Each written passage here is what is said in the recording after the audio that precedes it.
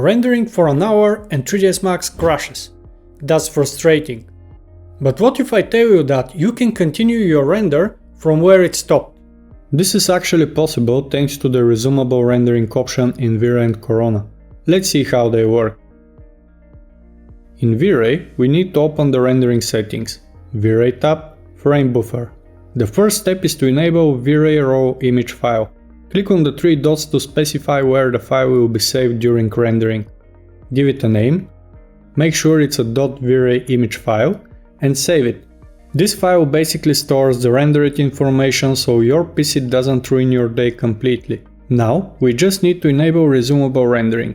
You can also enable Delete Resumable Data for completed frames.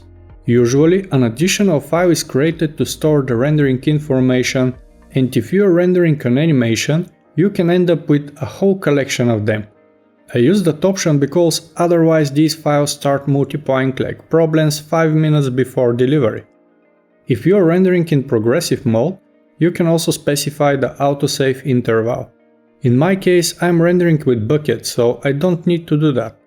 Then, and this is very important, don't forget to save your scene, because if 3ds Max crashes before that, Resumable Rendering is not going to save you. In Corona, it's almost the same, but here we need to save a CXR file. However, in Corona the process is slightly different.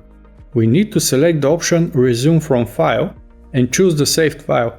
The render will continue from the path it had reached before the crash, which honestly saves a lot of pain.